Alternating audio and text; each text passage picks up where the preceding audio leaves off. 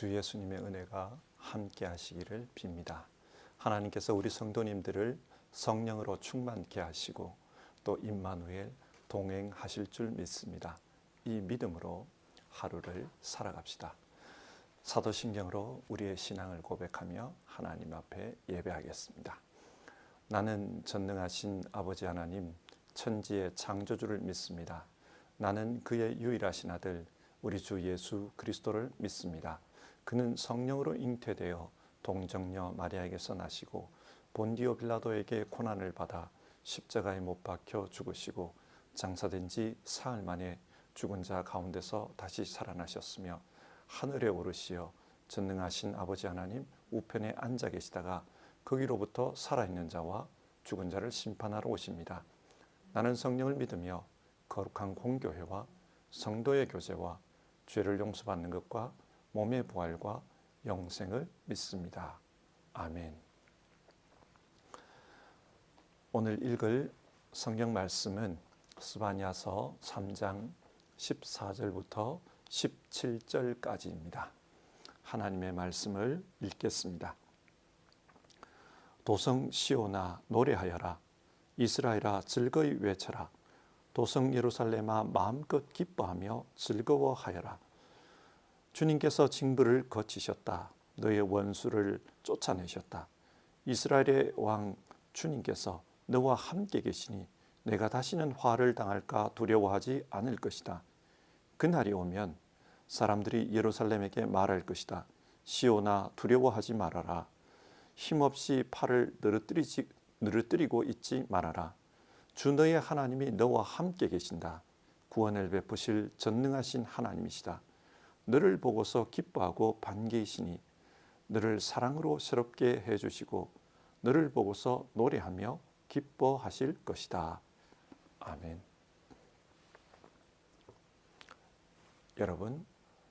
여러분은 신앙이 무엇이라고 생각하십니까?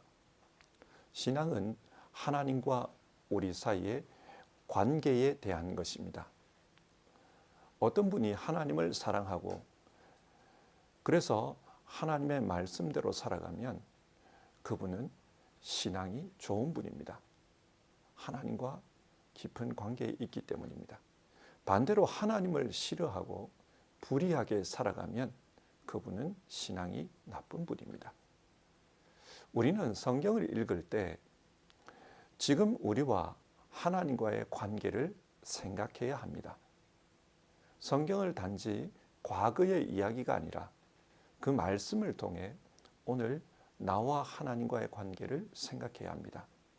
그리고 건강한 관계, 올바른 관계 속에서 살아가면 그것이 바로 하나님께서 우리에게 원하시는 것입니다.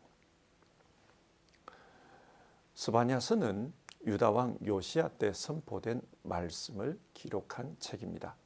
1장 1절을 보면 스바냐가 어떤 사람이냐? 히스기야 왕의 4대 손이라고 합니다. 히스기야 왕과 그가 살던 요시야 왕은 공통점이 있습니다. 삐뚤어진 나라의 기강을 바로잡는 종교개혁이 일어난 것입니다. 그러나 이 종교개혁의 신앙은 두 왕 모두 후대 왕들의 변절로 말미암아 오래가지를 못했습니다. 신학자들에 따르면 스바냐서의 말씀은 요시야가 열정적으로 종교개혁을 추진하기 전 그때의 상황을 반영하고 있다. 그렇게 주장합니다. 당시 유다 왕국은 개혁을 하지 않으면 안 될 정도로 부패하고 타락해 있었습니다.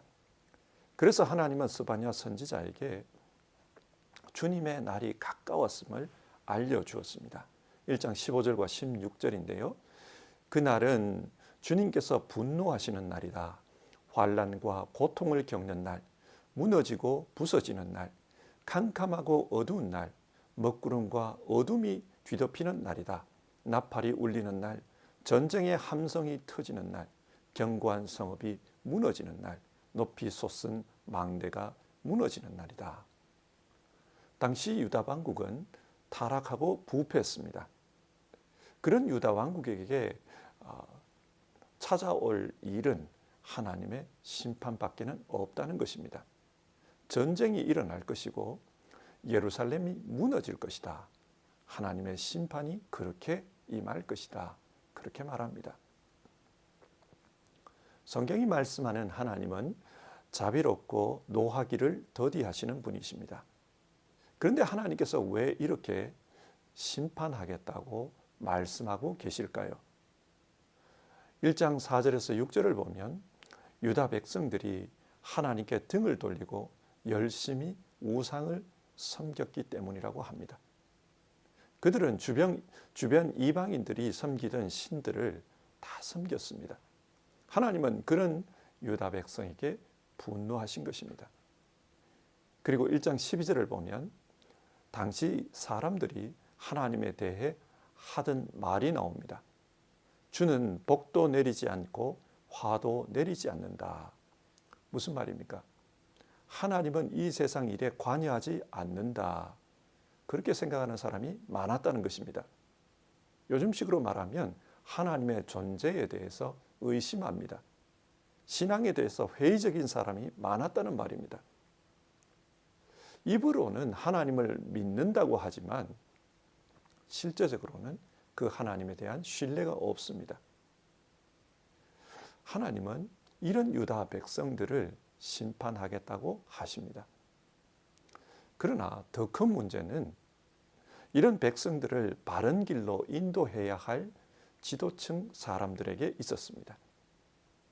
이들 역시 이방신을 섬기는데 열심이었고 또 자신들의 탐욕을 채우는데 앞장섰습니다.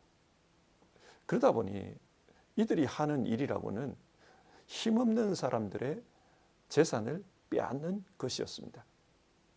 그래서 3장 3절을 보면 그들은 어르렁거리는 사자다. 먹잇감을 남김없이 먹어치우는 저녁 이리떼다. 그런 말이 나옵니다. 지배층 사람들이 자신의 본능을 따라 자신의 욕망을 채우기 위해서 힘없는 사람들을 공격하고 있었다는 말입니다. 그렇게 살면서도 그들은 두려워하지 않았습니다. 하나님을 믿지 않았기 때문입니다. 그렇기 때문에 오히려 새벽마다 일어나서 못된 일만 골라서 한다. 그런 표현이 나옵니다. 백성들도 하나님께 등을 돌려버렸고 지도층들도 하나님을 떠나서 살아갑니다. 이런 유다 사회를 보면서 스바냐 선지자는 희망이 없다고 생각했습니다. 그래서 3장 1절과 2절을 보면 스바냐 선지자가 예루살렘 성을 바라보면서 한탄하는 내용이 나옵니다. 망하고 말 도성아, 반역하는 도성, 더러운 도성, 억압이나 일삼는 도성아, 주님께 순종하지도 않고 주님의 충고도 듣지 않고 주님을 의지하지도 않고 하나님께 가까이 가지도 않는구나. 유다 왕국은 일반 백성도 지도자도 다들 하나님을 떠나 살았습니다. 하나님은 그런 유다 왕국에게 남아있는 일은 망하는 것 말고는 없다. 스바냐 선지자를 통해서 그렇게 말씀합니다. 여러분, 이런 심판의 말씀을 들은 스바냐 선지자의 마음이 어떠했겠습니까? 안타까울 수밖에 없습니다. 그래서 빨리 회개하고 하나님께로 돌아와야 한다. 그것만이 살 길이다. 그렇게 말합니다. 2장 2절인데요. 정해진 때가 이르기 전에 세월이 겨처럼 날아가기 전에 주님의 격렬한 분노가 너희에게 이르기 전에 주님께서 진노하시는 날이 너희에게 이르기 전에 함께 모여라. 이렇게 모여서 회개하면 2장 3절 행여 화를 피할 수 있을지도 모른다. 혹시라도 하나님께서 돌이킨 자기 백성을 보며 긍휼을 베푸실 수 있다. 심판을 피할 수 있다. 그러니 하나님께로 돌아가야 한다. 그런 말을 합니다. 그러나 그런 말을 하고서도 다시 현실을 돌이켜보니까 희망이 없음을 발견했습니다. 왜 그러냐? 이 현실 세계를 살아가는 사람들은 하나님께 돌이켜 하나님께로 돌아와 자기 마음과 행위를 고치고 하나님이 원하시는 삶으로 돌아가고자 하는 마음이 없었습니다. 자기 스스로는 하나님 앞에 돌아갈 수 있는 그런 상황이 아니었습니다. 그렇기 때문에 하나님이 말씀한 심판이 운명처럼 다가올 수밖에 없다. 스바냐 선지자는 그것을 알게 되었습니다. 이제 스바냐 선지자에게 남아있는 희망이라고는 하나님의 긍휼밖에 없습니다. 심판 가운데서도 하나님께서 긍휼을 베풀어 주시는 것, 그거 외에는 방법이 없다. 그래서 하나님의 그 긍휼을 바라보는 가운데 살아갑니다. 그런데 그러는 가운데 하나님께서 남겨두신 자들이 있다는 것을 알게 됩니다.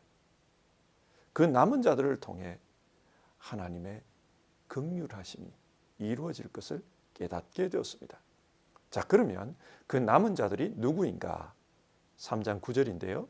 그때 내가 뭇 백성의 입술을 깨끗하게 하여 그들이 다 나 주의 이름을 부르며 어깨를 나란히 하고 나를 섬기게 할 것이다. 여기서 뭇 백성이라는 말이 나옵니다. 이들은 이방입니다. 이 땅의 모든 이방인들, 그들 중에 하나님께서 남겨두신 자들이 있을 것이라는 것입니다. 그래서 그들로 하여금 흩어진 유다 사람들과 함께 예물을 가지고 하나님께 나와 바치도록 하겠다. 그런 말이 나옵니다. 또 이 남은 자들은 이방인들뿐만 아니라 유다 백성들 중에도 있습니다. 3장 12절 그러나 내가 이 도성 안에 주의 이름을 의지하는 온순하고 겸손한 사람들을 남길 것이다. 이 도성은 예루살렘입니다. 그러니까 예루살렘 안에도 하나님께서 남겨두신 자들이 있을 것이라는 겁니다. 성경을 읽다 보면 우리는 하나님의 그 뜻을 다 알기 어렵다. 그런 생각이 듭니다. 그런데 하나님께서 역사하시는 것을 보면 참으로 놀랍습니다. 자, 보십시오. 유다 백성이 타락해서 하나님의 심판을 받습니다. 그렇게 되면 유다 백성들이 이방으로 끌려가서 살게 됩니다. 하나님은 이런 이방으로 끌려간 유다 백성들을 통해 이방인들에게 하나님을 전하는 그런 기회로 만드십니다. 그래서 이방 사람들 중에도 하나님을 섬기는 자, 오늘 성경 표현에 따르면 하나님께서 남겨두신 자들이 생겨나게 되는 겁니다. 그래서 그들로 하여금 하나님을 섬기게 하겠다. 그렇게 말씀합니다. 그런데 이런 하나님의 역사는 이 바벨론 포로 때만 일어난 것이 아닙니다. 신약 성경을 보면 예루살렘이 망할 때 또다시 유대에 살던 그리스도인들이 세상 땅끝으로 흩어지게 됩니다. 그리고 그 흩어진 그리스도인들을 통해 이방 세계에 복음이 전해지고 하나님의 남겨두신 자들이 생겨납니다. 이런 하나님의 구원 역사를 보면 참으로 놀랍습니다. 왜 이스라엘 백성들이 이렇게 벌 받을까? 그런 생각만 하면 참 회의적인 생각이 듭니다만, 그러나 그런 가운데서도 하나님은 하나님의 놀라운 역사를 통해 이방 땅으로 하나님이 전해지게 합니다. 그래서 스바냐 선지자는 이런 하나님의 놀라운 역사를 찬송하게 됩니다. 그 찬송이 3장 14절부터 20절에 나오는데요. 16절과 17절을 보시면 그날이 오면 사람들이 예루살렘에게 말할 것이다. 시온아 두려워하지 말아라. 힘없이 팔을 늘어뜨리고 있지 말아라. 주 너의 하나님이 너와 함께 계신다. 구원을 베푸실 전능하신 하나님이시다.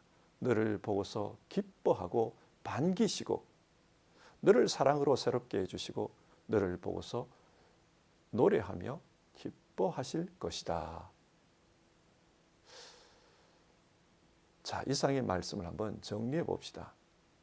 하나님을 섬기던 유다 백성들이 심판을 받게 됩니다. 그것이 스바냐 선지자가 전한 중요한 메시지입니다. 그런데 왜 심판을 받게 되는가? 하나님께 등을 돌리고 세상의 신들을 섬겼기 때문입니다.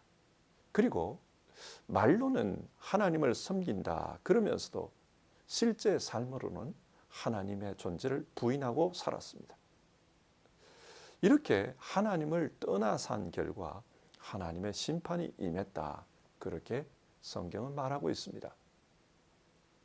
다시 한번 질문해 봅시다. 여러분, 신앙이 무엇입니까? 신앙은 하나님과의 올바른 관계 속에서 살아가는 것입니다. 하나님과 올바른 관계 속에서 살아가는 것은 하나님을 사랑하는 것입니다. 하나님을 사랑하게 되면 하나님을 참 신으로 인정하고 그분이 나의 주님이기 때문에 그분의 말씀에 따라 살아갑니다. 그게 하나님 사랑하는 것입니다. 일반적으로 보면 처음 신앙하는 사람들은 하나님에 대한 경험이 있습니다. 하나님께서 어떻게 자기 인생에 찾아오셨고 그 하나님께서 자기에게 어떤 일을 해주셨는지 그에 대한 체험적인 경험들이 있습니다. 그렇기 때문에 하나님의 존재에 대해서 의심하지 않습니다. 하나님이 분명히 살아계신다 그렇게 믿기 때문에 그 하나님과 함께 살아갑니다. 그리고 하나님을 사랑합니다. 하지만 이런 신앙 경험이 없는 분들은 하나님의 존재에 대해서 굉장히 추상적으로 생각하는 경향이 있습니다. 하나님은 존재할 것이다. 미루어 짐작합니다. 마음으로 상상합니다.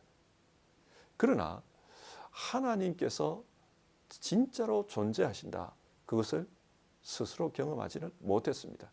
그렇기 때문에 현실에서 어려움에 부딪히면 하나님의 존재에 대해 의심을 하기 시작합니다. 하나님의 존재에 대해서 의심하는데 그 하나님을 사랑하는 것이 가능하겠습니까? 쉽지 않습니다. 하나님의 존재를 의심하는데 그 하나님의 말씀대로 사는 것이 가능하겠습니까? 그건 역시 쉽지 않습니다. 하나님의 존재를 의심하는 사람이 그 하나님을 위해 자기 인생을 헌신한다는 것이 가능하겠습니까? 그건 역시 불가능합니다. 유다 왕국 사람들은 하나님을 믿는 그런 나라 사람들이었습니다. 그러나 그들은 실제 생활에서는 하나님을 믿지 않았습니다. 이방 신들을 섬겼고 하나님을 믿는다 그러면서도 실제로는 하나님의 존재를 의심하며 살았습니다. 요즘도 믿는 집안에서 모태신앙으로 태어났는데 하나님에 대한 경험이 없는 이들이 많이 있습니다. 그러다 보면 이들은 하나님이 어떤 분이다 머리로는 잘 알아요. 그러나 실질적으로 그 하나님에 대한 경험이 없기 때문에 하나님에 대해서 추상적으로 믿거나 하나님을 의심하는 경우들이 있습니다. 여기서 이런 질문을 해봅시다. 왜 의심할까요? 하나님을 모르기 때문입니다. 그러면 하나님은 어떤 분입니까? 성경은 하나님을 창조자라고 말씀합니다. 이 세상을 만드신 분입니다. 하나님께서 세상을 만드셨다. 그런 관점으로 이 세상을 바라보면 하나님은 분명히 존재하십니다. 이 세상의 만물이 움직이는 것, 없던 존재가 생겨나는 것, 얼마나 신기합니까? 하지만 이 시대의 많은 사람들은 이 세상이 우연히 생겨났다 그렇게 생각합니다. 창조주가 만든 게 아니라 우연히 생겨났다 그렇게 생각합니다. 그런데 그런 이야기들을 듣다 보면 논리적으로 이해되지 않는 부분이 있습니다. 우리 시대의 합리적인 사람들은 모든 것의 원인과 결과를 따집니다. 어떤 결과가 생겨난 데는 그만한 원인이 있다라는 거예요. 그래서 이 세상은 원인과 결과에 의해서 움직인다 그렇게 생각합니다. 그런데 희한하게도 이런 창조 이야기를 할 때는 원인이 없다고 말해요.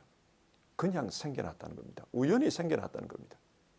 이렇게 보면 뭔가 논리적으로 모순이 있습니다. 하나님께서 이 세상을 창조하셨다. 그 창조주를 믿고 이 세상을 바라보면 분명히 하나님의 존재를 느낄 수 있습니다. 경험할 수 있습니다. 또 성경은 하나님을 역사의 주관자라고 말합니다. 하나님께서 이 세상을 다스리고 계십니다. 여러분, 오늘 이야기를 보십시오. 하나님께서 유다를 심판하겠다고 합니다. 그리고 그 유다를 통해 이방에 하나님이 전해질 것이고, 그래서 이방인들이 하나님을 믿게 될 것이다. 그런 말을 합니다.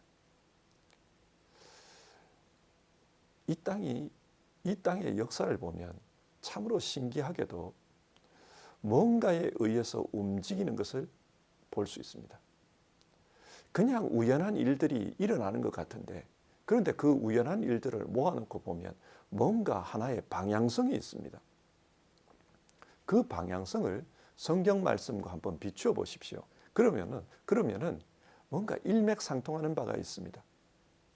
오늘 말씀만 봐도 정말 하나님의 말씀대로 선지자를 통해 예언하신 그대로 그렇게 되어졌습니다. 이게 무엇을 의미합니까? 하나님이 계신다는 말입니다. 그리고 그 하나님에 의해 이 세상이 움직이고 있다는 뜻입니다. 역사를 보면 하나님이 계시다는 것을 느낄 수 있습니다. 우리가 하나님이 계신다는 것을 믿는다면 그 다음은 어떻게 해야 합니까? 하나님과 올바른 관계 속에서 살아야 합니다. 올바른 관계 속에서 산다는 것은 하나님을 사랑하는 것입니다.